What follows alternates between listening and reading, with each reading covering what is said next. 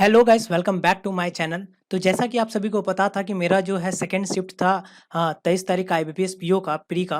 तो मैं अभी दे करके जस्ट अपने रूम पे आया हूँ और ये रिकॉर्ड कर रहा हूँ कि अपना एक्सपीरियंस कैसा रहा मेरा एक्सपीरियंस। तो आइए देखते हैं। टोटल अटेम्प्ट भी बताऊँगा कि मेरा क्या रहा, क्या होने वाला है मेरा कि नहीं होने वाला है, सब जानते हैं इस वीडियो में। तो सबसे पहले हम देखते हैं कि क्वांट का मैं बोलूँगा कि आज का जो मतलब कि सबसे ज़्यादा जो मॉडरेट मैं रखूँगा इसको, क्योंकि ये मुझे बहुत टफ लगा, ठीक है?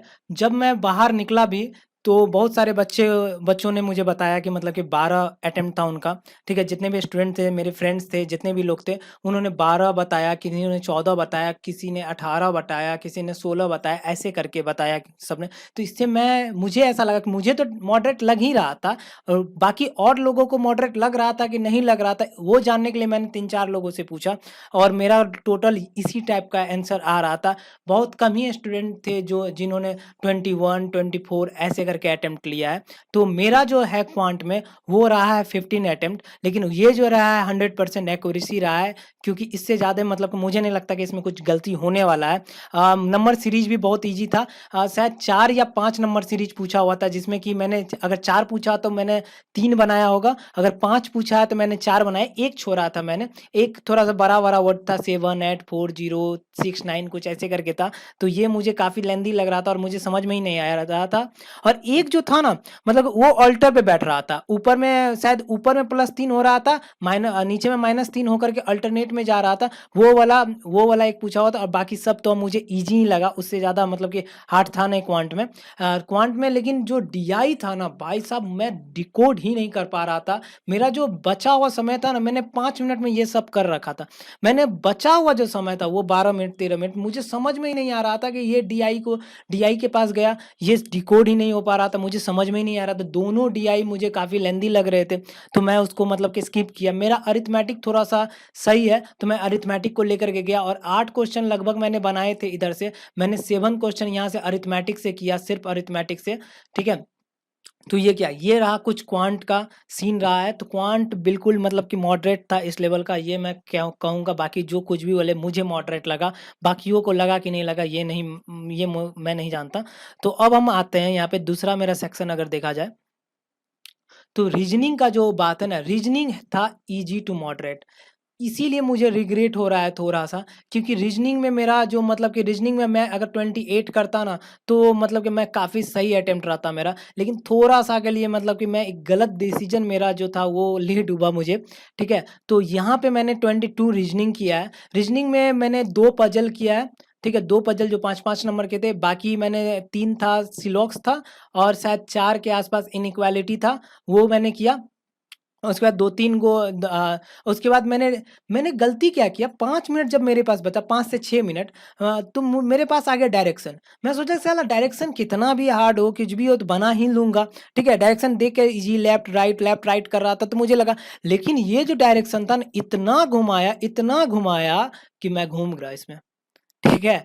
मैं पूरा तरह से घूम गया इसमें, ठीक है? उसके बाद इसमें से 3 मिनट मेरा मतलब कि इसमें जाने के बाद बचा मेरे पास 2 मिनट, ठीक है? 2 मिनट इसमें से भी 3 मिनट जाने के बाद मैंने सिर्फ़ 2 क्वेश्चन ही अटेम्प्ट किए, 1 मुझे नहीं समझ में आया तो नहीं किया, ठीक है? 2 मिनट जो बचा, 2 से 3 मिनट, अढ़ाई मिनट बचा था शायद, हाँ।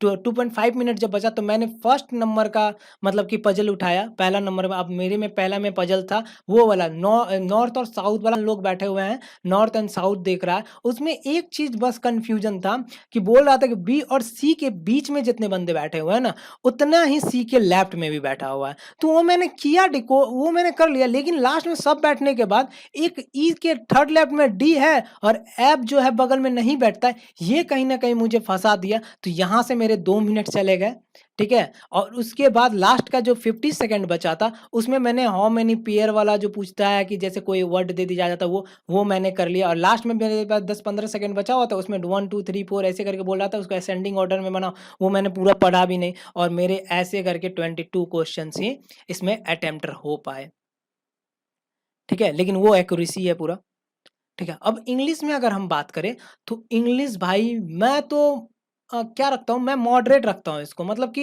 ईज़ी भी नहीं था यार, पूरा ईज़ी नहीं था। अगर अगर हम ईज़ी टू मॉडरेट बोले ना, तो ईज़ी हम इसका बोलेंगे कि 25% ईज़ी था, बाकी जो 70% पोर्शन था, 75% वो मुझे थोड़ा मॉडरेट लगा। ज़्यादा भी मॉडरेट नहीं, लेकिन मॉडरेट लगा। 25% तो पूरा ईज़ी लगा, जिसमें कि शायद 3-4 क्वेश्चन पैराजंबल के थे।